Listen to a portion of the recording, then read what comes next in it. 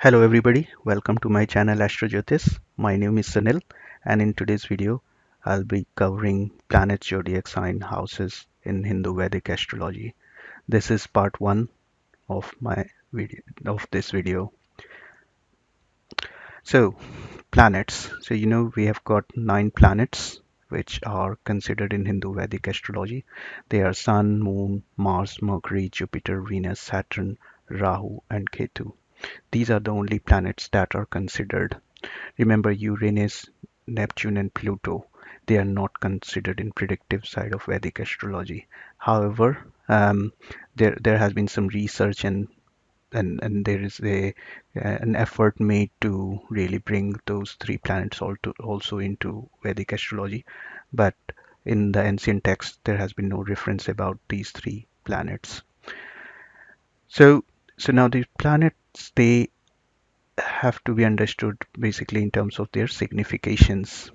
What do they really represent, and how you can use these planets' characteristics while making your predictions.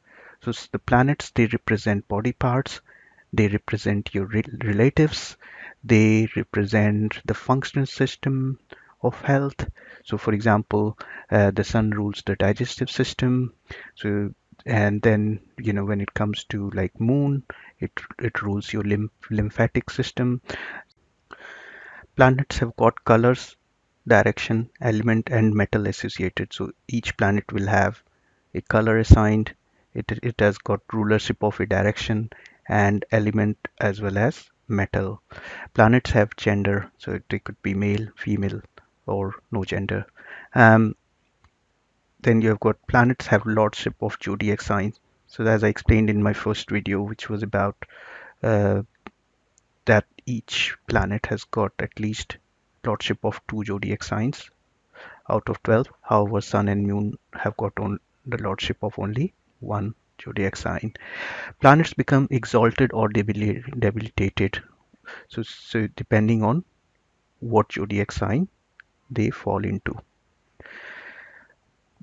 Planets become benefic or malefic in functional nature.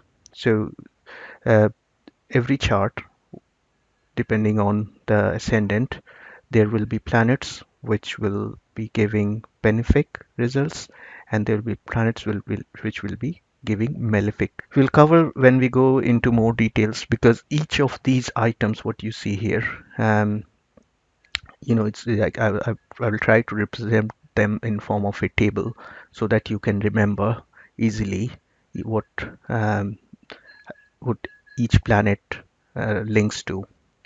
Okay, I just want to be brief in this video so that I can cover as many topics as I can to give you an overview. So when it comes to planet, what are the things you really need to remember or you need to understand? So planet, they will become weak or strong. Again, it depends on your chart and the degree what these planets fall into the zodiac sign, and the position as well. So planets have Mool Trikona signs associated with them. Mool Trikona sign I will cover when into the future video. They become auspicious or inauspicious depending on the sign they occupy. Planets have got friendship, enmity, and neutral relationship with other planets.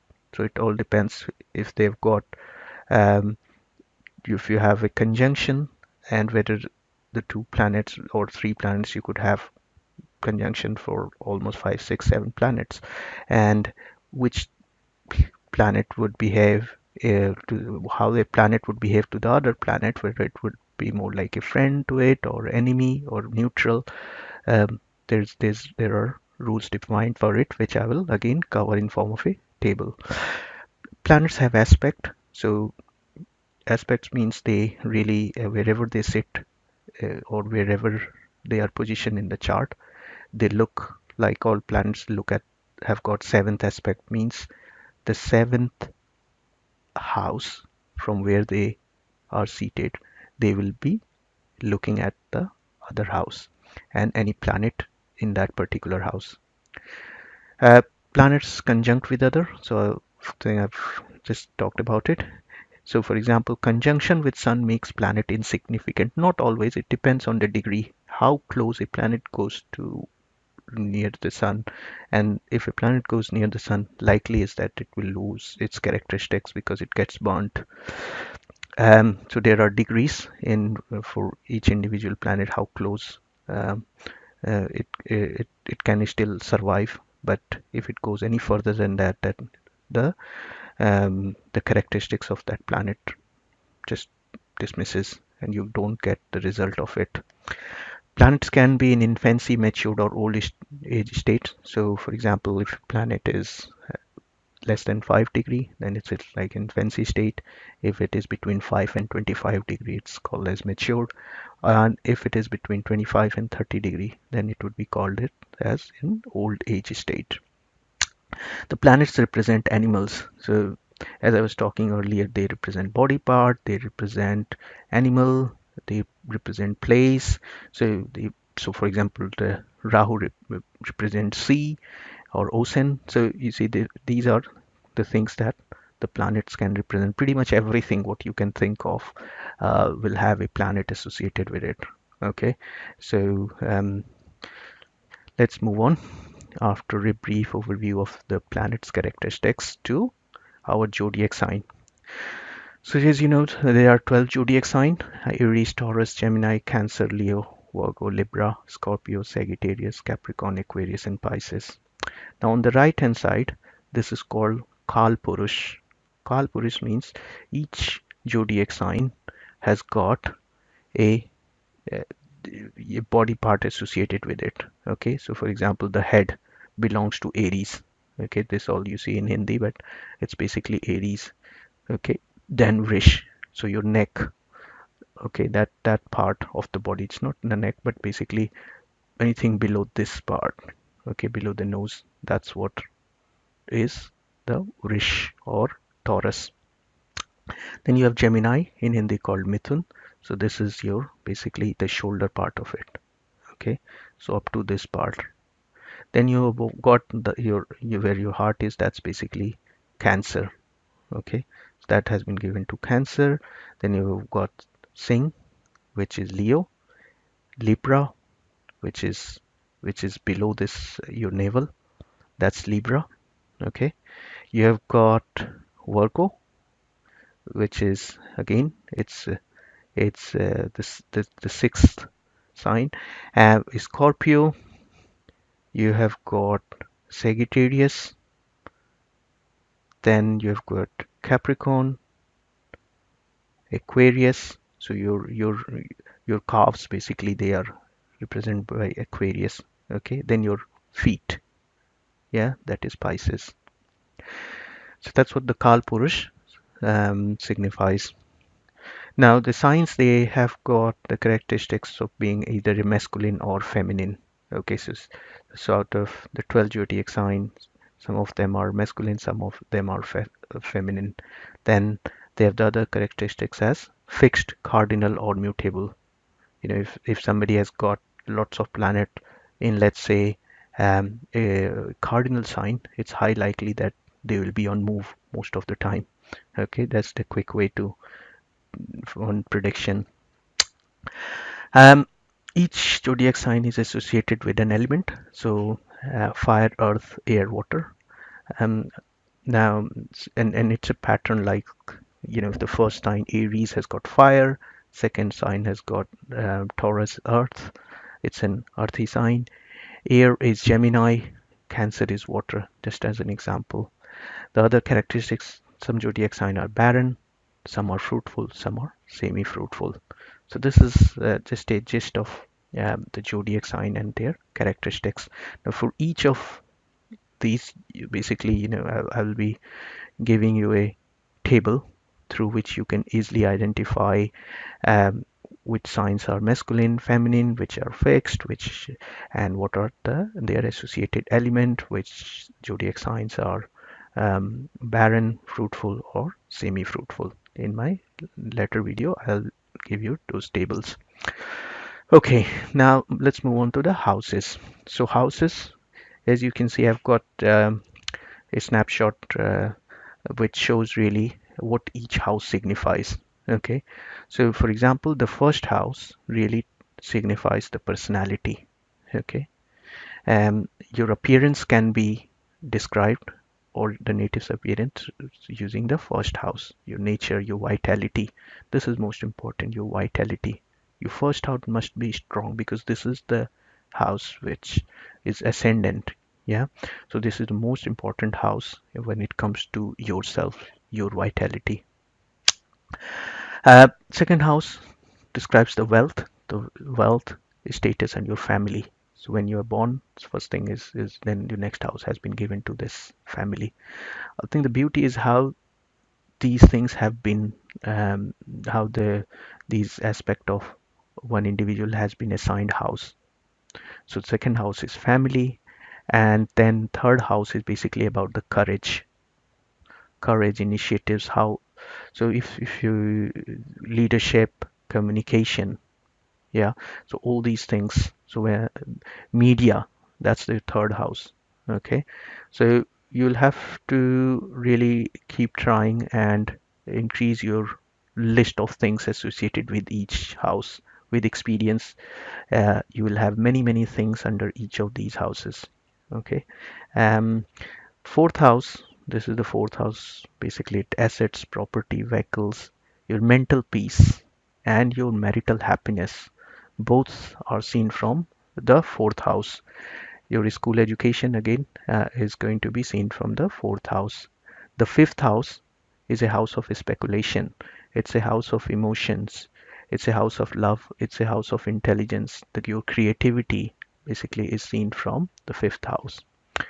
Sixth house, again, this is not considered a very good house. It's a Dushtana house. So it's basically you look at your debt, sickness, and disputes. That's what really sixth house is all about. Seventh house is your house of your partner, your pleasure, and your foreign living. So that's it's then your eighth house is your death, inheritance, and obstruction. Okay, it's also house of in-laws. Okay, so if you want to find out whether you'll have good in-laws or bad or neutral, you will need to analyze the eighth house. Ninth house is about long journey. So long journey. Third house is short journey, basically where you can be like in 24 hours, or and long journey is like foreign trips when you leave the country and go outside. 10th house is you look at it for your profession, your karma, and also important thing is the happiness from male child. Okay, so if you have a male child, and you want to understand whether he would give you happiness, then you would analyze the 10th house. 11th house is about gain, income, and friends. So 10th is your profession, then the second from it is the gain, income, and friends. 12th house, it's house of expenses, losses, and imprisonment. Also your foreign residence. So it's a house through which you can find out whether you will go overseas and live there for rest of your life, or you will return back to your uh, country where you were born. So that's your 12th house. Just a quick some more significance of each houses. So you see self, the second house is about your male child. It's also about your spouse because you make the family. Without child and spouse, you won't have a family. Third house is about your younger brother and sisters. Fourth house is your mother's house. Fifth house is children. Maternal uncle, sixth house. You could look at maternal uncle. Spouse is seventh house, and ninth house is your father. Here there is some ambiguity. Some people consider 10th house as father because it's opposite to mother, but I think in my experience, ninth house is gives better results when you think about father, or you have to do any prediction related to father. Um, 11th house is also looked for your seen for your elder brother and sister. That's your 11th house. Then looking at the body parts, so I think I briefly covered head, brain, and and cranium, you look from the first house. Neck, throat, right eye, and teeth from second house. Third house, you see hand, shoulder, right ear, respiratory canal. Fourth house, heart, chest, and lungs. Then you have got belly, pancreas, and digestion, liver. So this is more, you could use Jyotish in medical science, in medical astrology. This is more relevant. So when you are really trying to find out any disease or illness a native might have because of the planets in different houses. Uh, Seventh house again, private parts, uterus and lumbar. You look at the seventh house. Sorry, and then eighth house is about scrotum, hips. Ninth is thighs. Tenth is your knees, joints and bones. Um, 11th is your left ear and shanks, and then 12th is your left eye and feet. So you can basically, by looking at the chart, you can know what house could potentially give you problem in life. So that's how I see Jyotish can be really effective if used in a proper way with the right set of knowledge. Okay, so yeah, I think that was it in this video. Um, so I hope you liked this video. I'll see you in the next video. Thank you. Bye.